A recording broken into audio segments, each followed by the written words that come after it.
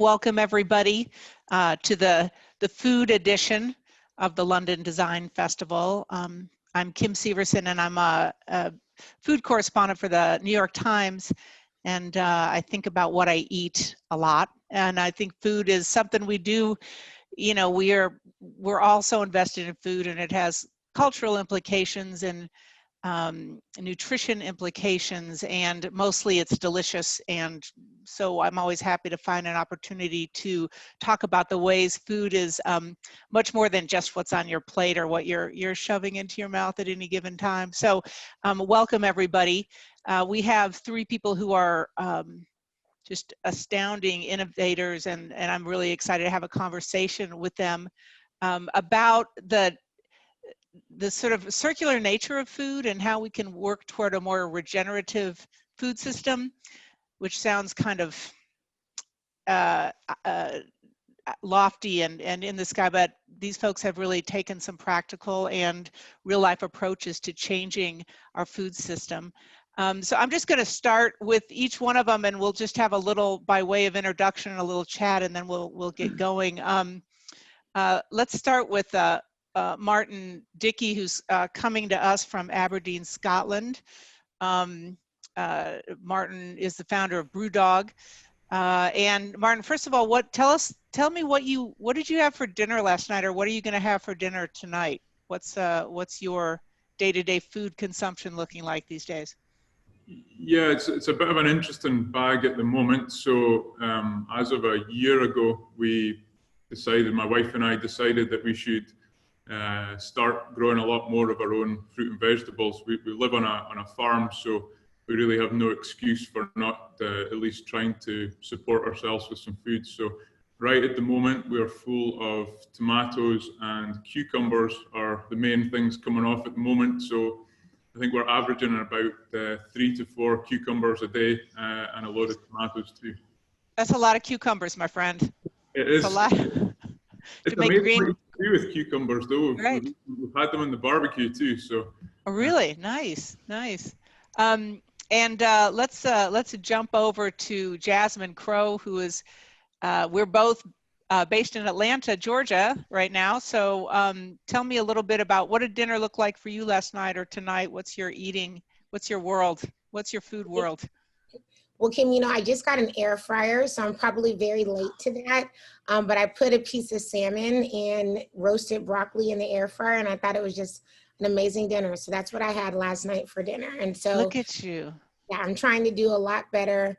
I am one of those people who only shops per meal. That's kind of been my thing to reduce waste in my house. So I really go out and I'm like, this is what I'm going to have for dinner. This is what I'm going to cook tonight. And other than that, there's nothing in my refrigerator. And have you found under the COVID requirements that that's still a reasonable trip for you to make to the stores as much? I know a lot of people are going for the 1 and 2 week big shopping trips. Well, I did that back in March when everything first happened, and I had so much food in my refrigerator because I think we all thought the apocalypse was coming and right. We never going to get to leave our house. And so I found I over purchased. I had so much in my house and stuff went to waste. So I literally live walking distance to a grocery store. So if I have to just run in, I'll just do that. That's kind of my method to all the nice. methods. All right. And I forgot to mention Jasmine Crowe is the founder and CEO of the Goodr company, which is this amazing project that picks up leftover food waste from businesses and gets them to people who are hungry. So it's brilliant. We'll talk a lot more about that. And now Doug McMaster in London. Hi. So I know chefs often just eat like crap only because you're often on the run and you're tasting, and it's a bowl of cereal at the end of the shift. But tell us what your food world is like at home these days. So last night I had a smoked mackerel and sweet corn chowder. I'm actually developing an online kind of a modern kind of cooking school. So it's a zero waste cooking school is what we're calling it. And one of the recipes was using the smoked mackerel frame, as we call it, but the bones and the head and the tail and the skin. And we make a little stock out of that. And yeah, from that, one of the recipes was the smoked mackerel and sweet corn chowder. All right, was it kind of a brothy or a creamier chowder? So I use some I'm getting a recipe, everyone. Just give me a minute. Yeah. Okay, go ahead. There is what's nice about this recipe is the potatoes that you cook in the broth. If you want it to be more brothy, you don't mush the potatoes within the broth, and it's a really nice thing. If you want it thick, you literally just whack a musher in there and mush it a little bit, and it goes really thick, because obviously the starches are released. So it can be both with a simple bit of plunging. Beautiful. Thank you. Well, Martin, let's jump back to you. Did you found Brewdog with the notion of it being like a waste-free brewery, or with a sensibility of the environmental and waste impacts, or did you just want to make a great beer? Tell us a little bit about how Brewdog came about in the ways that sort of regenerative ag and waste work into your concept. Yeah, sure. So when myself and James started the business in 2007, it was literally 2 humans and a dog in an old shed in Fraserburgh, which is a coastal town in northeast Scotland, which, if you look at it from a business perspective, it's probably the worst place in the whole of the UK that you could set up a progressive brewery that's, you know, influenced by these great American craft breweries and wanted to replicate some of the great flavors that they were putting in their beer in San Diego, for example, into Aberdeenshire. So I guess from the start, we had a singular aspiration, which was to make great beer that we wanted to drink ourselves. And then over the years, as our business grew, we had our equity for punks scheme. So as we needed money to build a new brewery, 2009, we did this scheme where anyone could invest in our brewery in small investment sizes. And we've done that several times since. So we have a community now of 150,000 EFPs. And that allowed us to invest heavily in great technology as we built further breweries. So in 2012, we moved to our home where I'm standing today in Ellen in Aberdeenshire. And at that point, we started to be able to invest in more technologically advanced equipment, which means that we could start bringing our energy and water footprint down over the course. So, for example, in 2016, or since 2016 to where we are today, we're using roughly 50% less water per can of beer now than we did in 2016. We're about 35% less gas, about 45% less electric, and about 40% less CO2. So we've always been pretty focused on drilling down on these small pieces of what is quite an intensive industry. The brewing industry is obviously intensive in energy and water. So we've been cognizant of that point and really tried over the years to push hard to reduce that number. But I guess that isn't really enough, and where we are today isn't enough to just do small incremental improvements. Now and in the next 10 years is when business or progressive business really need to push hard and change the way they're doing things on a big scale, which is why as of August this year, just last month, we became a carbon negative brewery. And how do you do that? Tell us a little bit about that. So you're putting more carbon back into the earth than you're taking out, right? So is that how you recycle and repurpose the leftover hops, or what's your approach to that? How do you become not carbon neutral, but actually beyond carbon neutral? Yeah, exactly. So there's a few things that are part of that, but to make us carbon negative, and when we say carbon negative, we're not talking about scope 1 and 2 emissions, which are just the process of making the beer. We're talking about scope 1 and 2 and upstream scope 3 as well. So it's everything in our supply chain is what we're counting as our carbon. If it's our carbon, it's our problem, and we have to get rid of it. So for every can of beer that we now sell, we double offset the carbon that's involved. in that beer production. So give me one example, like how do you offset it? Just something so people can get their mind around what a carbon offset actually means. Yeah, so it's a mixture of two things, actually. One is actually bringing our footprint down in the first place and working hard through our whole system to do that. And the second part is, in the short term, being able to offset the excess carbon with tree plantations. So we've purchased over 2,000 acres of Scottish Highlands, where we're going to be planting over 1 million trees by 2022. And in the interim couple of years before our trees are going into the ground, we're working with a couple of great partners, one in Canada, one in Australia, and two in the UK actually, to allow us to do that. Trees that are already planted in the last few years, we will be taking the carbon credit for those to offset ourselves. And one last question for you, just kind of practically. I read that you had been a big fan of New Zealand hops for your beer. So do you stop buying hops that you have to travel on a plane, or can you do enough offsets so you could still get your beloved favorite hops and feel okay about the way those have to get shipped? Yeah, that's a great question. And in terms of the ingredients that we put into our beer, hops is one of the biggest pieces. And if you look at the actual carbon footprint of a can of punk itself, actually 37% of the CO2 emitted from that beer comes from the hops. And the hops that we use are a small amount from New Zealand, like you're saying, but the biggest amount of hops that we use actually comes from the Yakima Valley in Washington State. So, this year we'll be purchasing about 800 tons of hops to last us through 2021.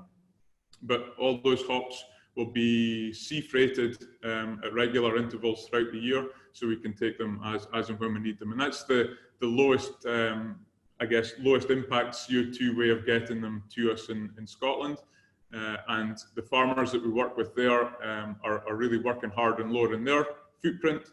And also, because of the scale of the farms out in Yakima, per kilo of hop, it's actually the lowest CO2 footprint hops that we can get.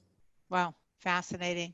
Well, Jasmine, let's go over to you. You have a great quote that I like, which is, "Hunger is not an issue of scarcity; it's a matter of logistics." And logistics run the world. We never see them or talk about it or think about them, but it's really a matter of getting what's needed to where it needs to go. And I think when the pandemic hit here in the United States, we suddenly saw farmers dumping milk and plowing under their cabbages. I think that there was a cabbage grower who grew the cabbage that goes into the Kentucky Fried Chicken, the KFC slaw, and because there were no restaurants, he had grown all these cabbages to spec for this fast food company, and then suddenly had no market, so he was plowing under. So we saw that. At the same time, we saw the lines just getting bigger and bigger at food banks. Yeah. And I think it kind of blew everybody's mind that happened. But you took that notion of getting food waste to people who need it. Tell us a little how you got started and why you jumped into this field with Goodr. Yeah, thanks so much, Kim. Thanks for having me today. I started feeding people that were experiencing hunger and homelessness on the streets of downtown Atlanta in 2013. And so I'm often asked, what made you start doing that? And I really never have a great answer. But something really just pulled on my spirit as I saw people in the city that I was living in that were homeless and just on the streets. And I decided to feed them. I posted it on Facebook and I said, next Sunday, I'm going to go out and I'm going to feed people. It's going to be called Sunday Soul. And the idea for me was like a mixture of like old school Sunday music, R&B jams, and then like a Sunday dinner. And so I started doing that. I turned it into a pop-up restaurant where I would rent tables and chairs and linens. I would get flowers donated from Trader Joe's, and I would allow people to kind of sit down and feel like they were dining with dignity. And so a video of one of my restaurants actually went viral on social media. And one morning I was reading through all these comments, and amongst the praise, people kept on saying, "This is so amazing, who donates the food?" And the reality was nobody. I was couponing, I was price matching, I was cooking all of this food. So this would actually take me about 3 or 4 days that I would get started before I ever got to Sunday to do that, to feed about 500 people every other week. And so when that question was posed to me, that's when I started asking, well, I wonder what happens with excess food from restaurants. And just literally through some Google searches, really stumbled upon food waste. And I remember going down a rabbit hole the very first night and just reading for hours and hours and hours, every report, everything I could find. And I became very upset that in a country as rich as the United States, that we were wasting 72 billion pounds of perfectly good food. And this was at the consumer level. So not the items that we waste in our household, but the places that we go and support, the grocery stores, the restaurants, the colleges and universities. When I saw that that much food was going to waste, I really was like, this is ridiculous. And at the same time, we started to see the emergence of the food delivery apps. So you saw the Uber Eats, the DoorDashes, the Grubhubs, and I started thinking it would be really great if we could create an app that would work in reverse of that, that we should be able to, when a business has excess food, they should be able to request to pick up and someone goes and picks up that food and gets it to people in need. And so really, I would say to you, Kim, and to everyone listening, when I saw that statistic that said we were wasting 72 billion pounds of perfectly good food, it was a no-brainer to me that it wasn't like we needed to produce more food, we needed to, grow more food for the growing population.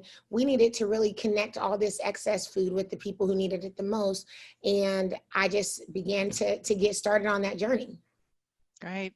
And have you found that it was a need that was just sitting out there? Would you call up a company like maybe, I don't know if you're working with one of the universities here, or I know you work with some of the companies here. Was it pretty easy to call up like Coca-Cola centered here or wherever and say, hey, I know you got extra food in your cafeteria. Can we package it and bring it? I mean, was it a... Sadly, no. I mean, sadly, it was extremely hard because so many people were at first worried about the liability. And so we had to do a lot of education. And we would say, hey, since 1996, under the Good Samaritan Act, donating this food is protected. Plus, we went and we got insurance. We said we'll provide the packaging materials, so the items will always be packaged in Goodr materials. We really started showing them a lot of what was happening in France and in Italy, where they were actually making it illegal to just throw away perfectly good food, and finding the businesses that did. And so there was still a lot of education. There still is a lot of education that needs to be done, especially in the US. But there were some early adopters. Warner Media Group was an early adopter, formerly Turner. The Atlanta airport was an early adopter, the convention center. So it was about finding someone who had a sustainable focus and really wanted to help people. And sadly, that was a lot harder than I thought it would be. I thought surely, to me, it was a no-brainer. There's excess food, you're throwing it away. You're paying to throw this food away, and there are people that are going hungry. And when I was doing a lot of the customer discovery, some of the restaurants would say, yeah, we've had issues with people like going through our dumpsters at night, looking for food. And then I would say to them, well, do you understand that people are hungry? And so if they know that you're throwing food away, that's why that's happening. And a lot of times those employees would be like, yeah, wow, like I never thought about that. So, it was just, I think, really eye-opening to me to see just the disconnect between food waste and what it could mean for someone if it didn't go into the dumpster to actually go into someone's belly. So I think it's, there's still a lot that needs to happen there. Excuse me. Can you walk us through, for example, what that food looks like? Say, just what some, like, is it you've got a container and are they putting in like the leftover pastries, or is it more like leftover hunks of vegetable they didn't cook, and how that moves through your system and where it ends up in a meal for somebody? Just I don't know if there's one example. Yeah, it spans the gamut. Really, Goodr's focus is on prepared meals. We believe that, the way that the food system has been solved here in the U.S. is largely through food banks and food pantries, where you're getting donations of excess from food distributors, and you're just putting it in a box, and then people are coming and getting oftentimes a lot of stuff that doesn't go together. So we really started to focus on large-scale venues that produced a lot of food in one location. So this looked like for us all of the prepackaged sandwiches, salads, fruit cups, cheese platters from the airport that were going to waste every night. So now we would recover those, and by the time that made its way to a shelter or a program, a mentoring program, you actually had a sandwich, you had a salad, you had a meal. We started working with convention centers, the same thing. So you go to these big galas and there's, you know, they prepare usually about 5 to 10% overage.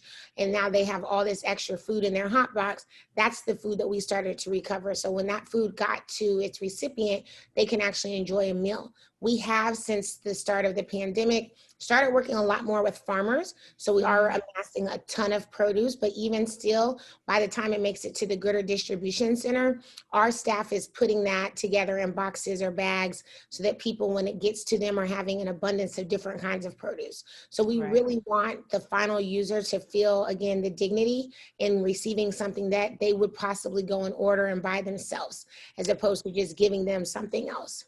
Yeah, it is really a difficult experience when you go to a food bank and you get, you know, things that either weren't culturally appropriate for your family, or, you know, it's like the old problem with the blocks of American of cheese that the government would give out, and then you have this kind of box of, and everybody wants to eat, you know, food's supposed to nourish us, right? And it's culturally appropriate, and it's got to be, you know, somewhat tasty. And so that approach, I think, to giving hungry people food that means something more to them, there is a big spiritual component, a nourishing component to this, which that eating with dignity piece is huge. So and we're going to get back to you on some more logistics, but let's go to Doug for a minute. Hey Doug, you still with us here? Hello there. You're thinking of your Kim. next chowder? Hi. So you have a restaurant that the idea was you weren't going to have a waste bin in your restaurant at all, right? So the idea is a completely no waste restaurant, and any of us who have worked in a restaurant, it's hard to comprehend that you wouldn't be tossing. I mean, I think chefs have learned to, like, you know, trim vegetables better and manage kitchen waste because it's economical and smart.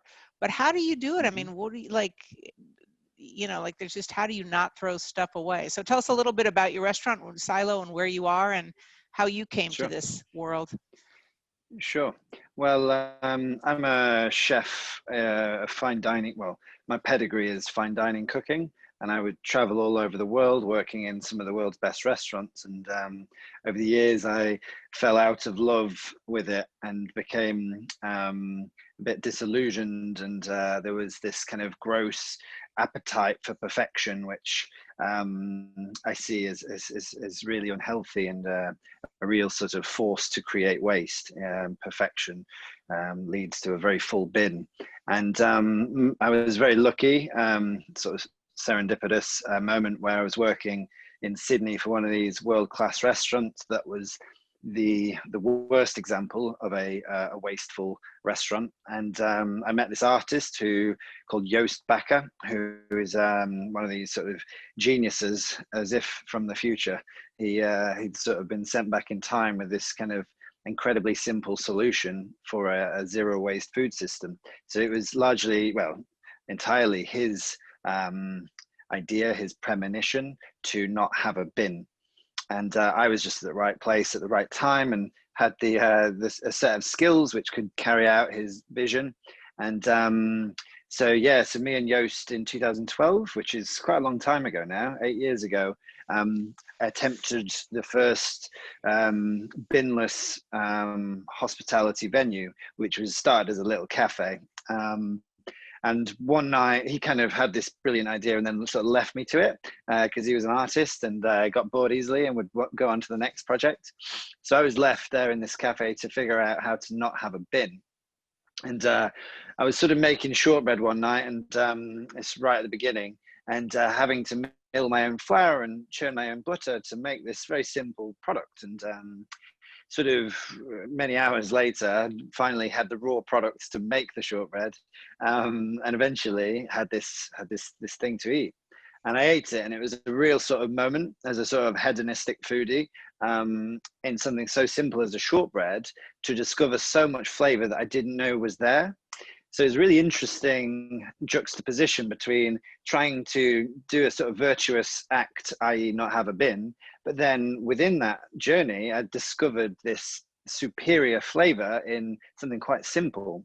And that was a real sort of, you know, moment for me, a real sort of revelatory time where I was just like, oh my God, this is the future of food. And then I became obsessed with understanding the subject of waste and sort of why it exists.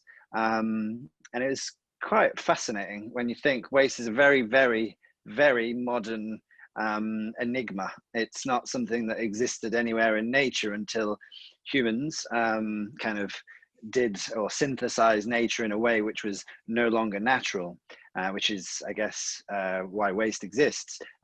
Namely, this thing, industrialism. All of these sort of things were like, you know, sort of having all of these deep thoughts whilst making shortbread, and then yeah, so I realized that, you know, waste is a human thing.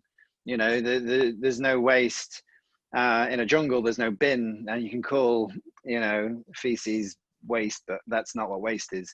Waste is the sort of thing that nature doesn't accept, doesn't fall back into nature, and doesn't feed nature regeneratively. And so, you know, I had this like, oh my God, this is a human thing and this is our responsibility. And how did it get there? And, you know, there's loads of themes of industrialism and plastic and pollution, etc. And so, you know, and you see this waste as a sort of linear thing. You know, an industrial food system takes things from nature, creates it, and then it kind of goes to a bin or to landfill, or worse, just left in nature to pollute it and to kill nature. And yeah, I just thought this thing through, and I was like, right, how can we prevent waste? You know, there's all this waste that needs to be dealt with, and I admire so much what people do to upcycle plastic and, you know, all these, you know, reactive measures with the waste that exists. But firstly, and most, well, I thought at the time, certainly most importantly, was to create a system where waste didn't exist, you know, prevention rather than a cure. And so there's a quote which best sums this up, and it's a Desmond Tutu quote, and it says, there comes a time when you have to stop pulling people out of the river only to go upstream and find out why they're jumping in. And so that was quite a formative bunch of words for me. You know, it was like, right, this is what Silo is about. It's about a prevention rather than a cure. And so, yes, we pretty successfully do not have a bin, and for many, many years now. And just really quickly, how that works. 3 kind of main pillars. The first one is direct trade. So when you directly trade with nature, with all of your origins, so farmers, fishermen, foragers, etc., there is no plastic. There is a considerable amount less pollution. And so by going to get food from where it grows, we can get it with no packaging. We can get it in reusable vessels that can endlessly be reused. And because those suppliers or farmers come to our door, we can give them or trade with them the materials they need to keep the circular system moving. So yeah, when it comes in, unfortunately, then it means that the food is whole. So that means whole food preparation is the second measure. So we have to make everything from scratch. Hence why I was making butter and milling flour to make that shortbread. So yeah, the holistic food preparation is then the second stage. And then finally, we maximize all of those resources, which will then minimize waste. And then finally, what we don't maximize, you know, what does eventually not get eaten by us or our customers, is then natural, because there's no non-natural single-use materials in that supply chain and food production. It can then be composted. We've dealt with many different ways, from compost machines just to like giving the food waste back to, or the natural organic waste back to the farmers and suppliers that are coming in that then compost that food, and then it's just this perfect circle. And then Silo goes beyond food waste. You know, it's everything waste. You know, a bin is not just a food bin, it's a materials bin. So the only single-use material that is not compostable is glass. And so that is a product that, in that same vein, we want to create a circular system where we take responsibility for that single-use material that we need. And yeah, so we crush the glass down into powder and then melt it into things that we need. So we melt it into plates, and we melt it into tiles and so many different things in the garden. And basically we create this feedback loop. So there is no waste, there's no bin, there's no recycling. It's kind of a self-sufficient kind of organism. I see. Wow. And I'm going to throw this question to Martin and to Jasmine too, but so does it cost like $750 a meal to eat at your restaurant for doing all of that? I mean, how do you make it accessible? No. Or what's the price of eating at your restaurant? This seems, you know, finding your person to do your glass and do your tile. Most restaurateurs would be like, I barely make a profit here. How do you deal with costs, and how much does it cost to have a meal at Silo? So post COVID-19 world, we actually this is all have, asterisk post COVID-19. yeah, right? exactly. We have an a la carte menu, which is a kind of very casual as it comes menu. So the food comes when it's ready. And the most expensive dish on the menu tonight is £9. So there's very small plates, you know, so tapas style, you might have, I don't know, 4 to 5 plates, but yeah, there's nothing more than £9 currently.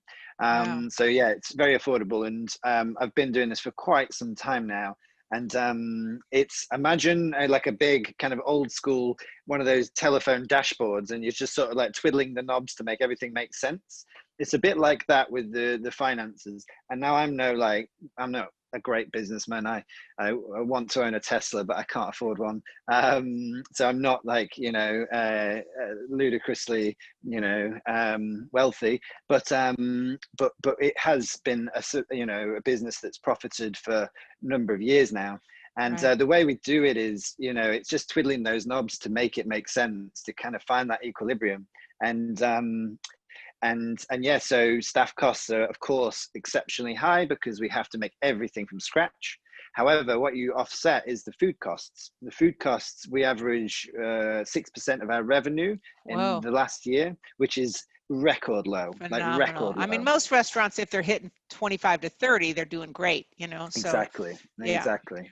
Yeah. So it's about twiddling those knobs, and there's a lot of other little nuance in making that make sense. But yes, yes. And in terms of like the extra projects, like milling the glass to make things, that's just me being a fanatic and doing it outside of hours, and you know, making it work, because I believe there's so many problems, and like if I'm going to spend, you know, 60 plus years of my life, I might as well apply it to something. Yeah. I loved you. Joost had this funny idea when you were talking about feces or human waste, that at your restaurant he had gathered a bunch of old urinals, right? And right. What was his solution to that? Tell us real quick. It was funny. It started by opposite the restaurant, opposite this greenhouse restaurant, there's a McDonald's, and basically he had just had this idea to like harvest all of the wee, and the people were like so freaked out by this concept, which, you know, turning feces into energy, you know, it was just like, this is totally abstract. Anyway, that gave him an idea, because he's a brilliant artist, to go to landfill and collect as many urinals as he could. And then he went to a music festival in this kind of outdoor wilderness festival in Australia, and strapped hundreds, if not thousands, of urinals in a forest to these trees, and collected all of the human feces basically from this festival, and turned it all into energy, which then powered the next pop-up restaurant. What the heck? Okay. Crazy genius. That's great. Jasmine, and somebody had a question for you, that how do you, and people are writing in, by the way, just astonished and crazy for all of your food. And just so you know, we're getting a lot of comments from people who are just thinks this is beautiful. And someone said, sorry, it didn't work out in Brighton. There you go, Douglas. But Jasmine, somebody want to know, how do you pay for yours? Are your employees getting wages, or is it volunteer, or do you charge the companies for you to pick up their waste? Tell us a little bit about the economy of Goodr. Definitely. So no one at Goodr is a volunteer. We are all do-gooders is kind of what we're all called. We are a B Corp. So we really stand for people, for profit, as well as for planet. So everyone starts at Goodr at a minimum of $15 an hour US. These are just our do-gooders that go out and pick up excess food. And really, you know, Kim, for me, I saw very early on that the businesses, as I said earlier, were already paying to throw the food away. So where I thought about the business model here was that, hey, listen, we are actually giving them a better use case. We're helping them improve their carbon footprint. We're helping them really capture a lot of data as well as tax savings around the things that they donate. And then, of course, you know, the silver lining to it all is that we're actually feeding people. So we actually do charge the businesses a volume-based fee for service. It's based on how often we come out, how much food we recover. But what we actually see is customers save money by using us versus using a waste company, because as you know, as food sits in landfills, it starts to really, you know, smell. It sits, you know, you have to have more pickups because you're afraid of rodents if you're a restaurant. So you're probably paying for pickups every single day.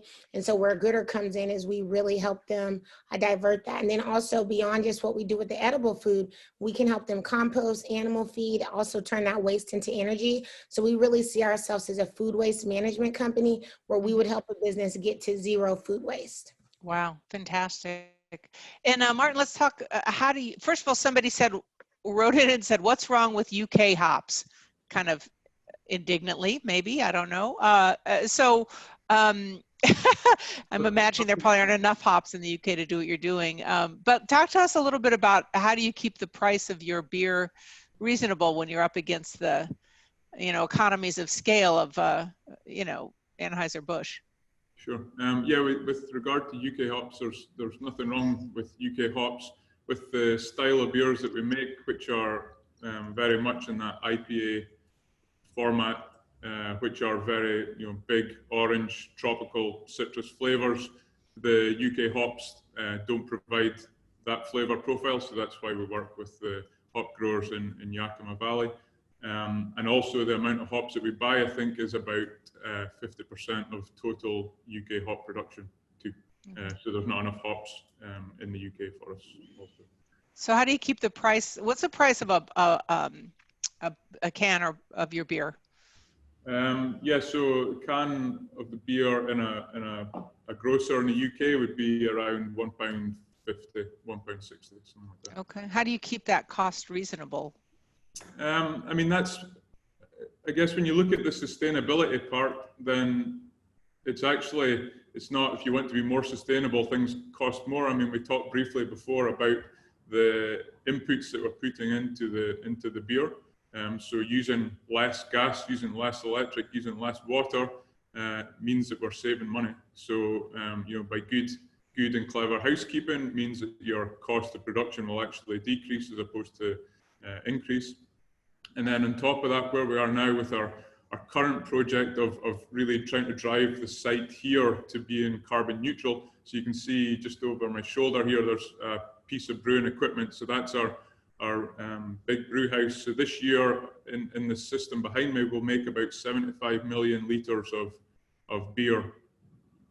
So I guess what that means, if you look at it from a very simplistic point of view, we've got malt coming in, we've got hops coming in, we've got water coming in, and then going out, we have beer and we have a wastewater and we have spent grains and spent hops. And those would traditionally go to feed cattle. So what we're in the process of building now is that those inputs are still the same. So we've got water, malt, hops and yeast coming into the process, but out of the process we still have the beer coming out, but we're going to take the waste water and the spent grains and the spent hops and feed that into an anaerobic digester. That anaerobic digester will then give us biogas, fertilizer for the field, and clean water. So from the clean water, we want to then take the majority or maybe 50% of that back into our brewing process. So that's reducing our water intake at the start. Mm-hmm. The other 50% will go to a local water course and, you know, into a river. And the biogas is then split into biomethane, and CO2 The CO2 will come back into our process because we inject CO2 at the end of the brewing process, and the biomethane will feed into our steam generators and will provide us the power that we need to run the brewing equipment behind us. So with a little bit of investment, you get very much more of a circular economy in the brewing scale, which on the whole, again, once all this is in place, your running cost for your facility is hugely reduced because you're now producing, all our gas supply will come from biomethane, which is made from our waste, essentially. Look at the big brain on you. Amazing. I mean, that fact that you could, I mean, are you just constantly thinking, God, how am I going to do this? And what's the, I mean, it's just so ingenious, you know? I mean, there's some really great people in our team that are always, trying to strive to make ourselves, better. And, we're now the first carbon neutral brewery on the planet, but, we also are striving now to be, have our water use being less than 2 parts water for every 1 part of beer. That's our next challenge. We're sitting about 2.6 at the moment. Mm-hmm. And then having a carbon neutral facility here is the other big challenge too. I think in terms of waste-free food systems as a movement, and if we kind of think of it in a broader way, and I, remember, maybe 10, 15 years ago, and I mean, certainly people were composting, but then the idea of waste on the plate and that populist movement, ugly fruit, where you could sell the fruit that wasn't so pretty, and gleaning and farmers working with fields to give back the waste from the restaurant to help compost the fields. And so that sort of all began, and maybe it's 10, 15 years ago in earnest, and has certainly been moving up. But where do you all think we are in this movement toward really food and being waste-free, and this idea of no waste restaurants? Are we still in a kind of a nascent early stage of that, or do you think consumers are moving? Are we, like, where are we in this as a movement? So much has happened already, of course, but and we could just start, maybe we'll start with Jasmine, and then Doug and Martin, you can answer. Is this a revolution that we're in the middle of, or is it just getting started? I think it's just getting started. I definitely can only speak for the US. I definitely see that a lot of countries in Europe and the UK are much further ahead than where we are here. I am hopeful that people will see that creating a circular model around food waste is very pivotal as we think of global climate change and what food waste does to the environment. It's critical, but I would tell you that I still have to largely oversell what it is that we're doing and why it is so wrong that food goes to waste when there are so many other options for it, such as anaerobic digestion, animal feed, compost, and then of course, getting edible food to people in need. So I think in the United States, we're at the beginning of a tipping point, but there's still a lot of work to be done. And Jasmine, do you find that the idea of selling people on there are hungry, selling people that there is hunger out there is a stronger selling point than the environment and climate change? I mean, sadly, Kim, I've tried to sell on both play both. All of it, yeah. All of the above. And, there are people that I think naturally are going to care about the hunger piece. There's, the environmental climate piece for whatever reason in the United States has become very political. So it's not as easy as a sell. But either way, I would tell you there's still a lot of rejection on both fronts. And so be it that it's an environmental issue and it's a societal, social issue, there's still people that find a reason to reject it. And I think what's going to need to happen is new people in place. And I think that's happening. It's really hard to change a player's game in the 9th inning and to kind of really create new ideas and be forward thinking. But I'm very confident that this new generation, a lot of people like myself, as we're starting to enter the workforce, as we're telling the businesses that we work with, this is wrong. And so it's going to take more voices like ours to really shift this paradigm. But it has been really, really hard. Right. Martin, actually, let's go to Doug. So what do you think? Are we in the middle of this movement? Is it the beginning? Where are we in the revolution? Yeah, the very liminal stages for sure. I have observed, I think maybe this is a lofty thing to say, but the more mindful we are globally to,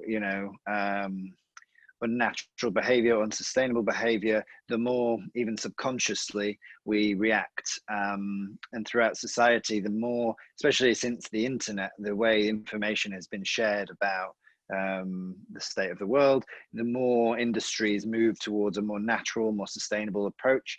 And so if you to scale it in that sort of way, you know, there's so much to be done. There's so much to fix. There's so much better we can do, like so much better. And I see the scale of that being hopefully will correlate with the movement. So yeah, I think this is a very, very, very early stage, and and it also just has to be. You know, if we don't want to move to Mars, then we're going to have to change our behavior. And it will become, you know, we're in this very early stage, and I think that there'll be a point where it will be shameful to witness waste. You know, you'll see somebody with a lot of waste or wasting a plate of food, and it will get to a point where it'll be like, do you realize the impact of that? Do you know, I think it'll actually get to that stage when the awareness of this impact of being kind of careless with the waste that we do or don't eat, or the waste that we're creating, you know, via energy. Yes, it's going to change significantly, I think, which is a thing that needs to happen. And what do you think, Martin? Are you hopeful? Where are we in the movement here? I mean, I know waste beer is a kind of a heady concept for people. Excuse my pun. Yeah, you know, I definitely think we're just at the start of hopefully some great things that are going to happen. You know, for example, we as part of our reduction and making sure we don't waste anything, so we've got a few new products in the last couple of months. One is called Mega Helles. Helles is the beer style. Mega stands for Make Earth Great Again, and that's using leftover bread that would go in, you know, in the production of sandwiches for grocers or gas stations. All the heels of the bread that are left over that would usually just go to landfill. We're working with a partner to get hold of those, and then we can cut out about 20% of the grain bill in one of our beers using the bread, the fresh bread, instead of malt, and also preventing the waste from that. We also have our own waste beer vodka, so any beer, we're very high in our standards of what can be packed here, so anything that doesn't hit our quality standards goes into waste beer vodka, where we're lucky enough to have a small distillery on site. So we just put the beer through the distillery, and when you make vodka, it's at such a high purity that it takes all the any flavour defect out of the beer, any flavour at all out of the beer, to make a nice vodka. But we're also doing a very interesting project at the moment with SAP and Topolytics, where we're taking from the brewery and our bars. So we have 105 bars in our ecosystem as well. And so it's looking at when the beer leaves the brewery and goes to our bar or to the online shop or to the grocer, what happens after that stage. So it's following the downstream movement of all the materials, and especially with our bars, it's then understanding if we have a sort of retail waste partner or a recycling partner, it's following the trails all the way to completion, so that we know that when they say they're recycling our waste, it actually is being recycled and not, you know, hitting a boat and being shipped somewhere where it's out of sight, out of mind. So this is a really interesting project that we're a couple of months into, where between SAP and Topolytics, I guess SAP are the key to all the data. You know, there's I think over 50% of or 60% of all purchase transactions go through a SAP system. So they have a huge bank of data, and Topolytics are the clever people that can analyze the data and work out kind of real-time results of where our material movements are going.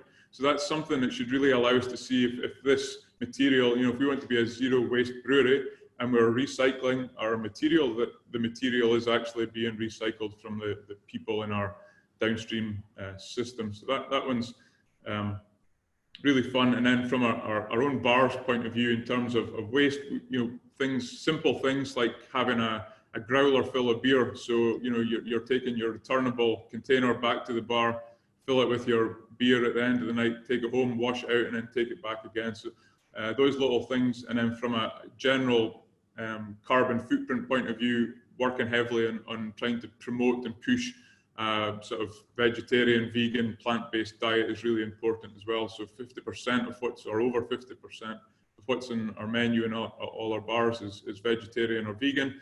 And then we're trying to promote that with a couple of days a week where the discounts will be a bit heavy in those options to hopefully let people try a vegan burger who have maybe never had a vegan burger. But you know, some of these vegetarian vegan foods are absolutely outstandingly delicious and arguably taste better than the meat alternatives for sure. Right, great. And we just have a couple minutes left, but I was hoping we could get each of you to maybe end on a note of hope here. And things are pretty difficult. I think the pandemic has really brought up a lot of the flaws in our culture. You know, we were overheated with content, we were overheated with restaurants, we were, you know, and now we have a chance to sort of get down to what's real. And I think it's very difficult for so many people to get through this.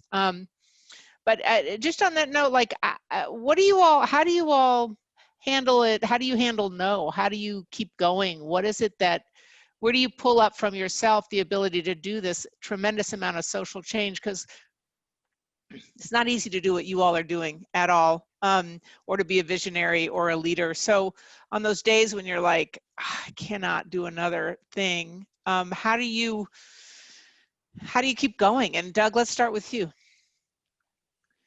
I was just hoping that you wouldn't start with me. I was like, I'm not sure. Yeah, no, I have good weeks and bad weeks where I'm an optimist and then I'm a pessimist. But I don't know, I just think it's inevitable. It's like an organism that you sort of, I don't know, that you know, I think that like when we talk in small circles, you know, this sort of educated crowd about these important things that, you know, you can create change quite radically, and then you see the rest of the world moving so slowly and it can be quite disheartening. But then you kind of start understanding better the rate in which that sort of, you know, global species can then be sort of as mindful as the original kind of crowd of people that had the idea or made that sort of discovery. And that is a very slow change, and just understanding that rate of change to affect those mass kind of, I say markets, but you know, the global communities, it is just incredibly slow. So I think it's I think good advice to be very patient with that change. I thought 8 years ago, in the next year or two, there's going to be dozens of zero waste restaurants, and I had to rush in. You know, I was like, I've got to do this now. You know. But then there's still arguably just Silo doing it. And that doesn't mean that it's not been worth it. That doesn't mean in the last 8 years, the subject of zero waste hasn't become more and more popular and made good, positive, you know, baby steps. But they are baby steps. And I think that you just got to be patient. And I think that's, I guess, the advice I'd like to leave on. Patience, great. Jasmine, how do you keep it going? Yeah, I would say, you know, I am always just driven by the original vision that I had to start Goodr, and that was the idea that people deserve to eat. I really believe that no one should ever have to decide if food is a necessity in their household when so much food goes to waste. And so for every no, I always know that another yes is coming, and that I just have to keep on talking to more people. I'm really inspired by the fact, Kim, that so many people told me 3 years ago that this would never work. No one would ever pay for that. People are never going to donate food. And to say that now we are, you know, 5 million pounds of food diverted from landfills later, over 2 million meals provided just since the start of COVID, it has worked. And we have really shown that you can be a business that is a force for good. And I just believe that so many people are going to benefit from what it is that we're doing and what I've started.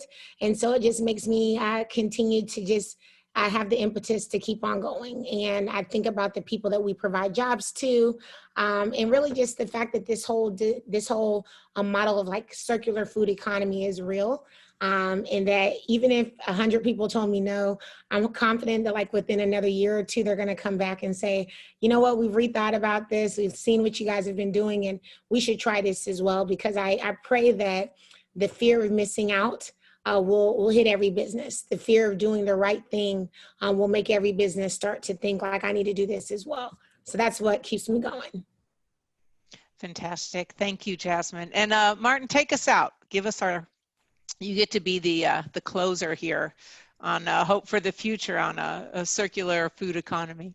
Yeah, I mean, I guess that one of the big inspirations for me over the years has been David Attenborough.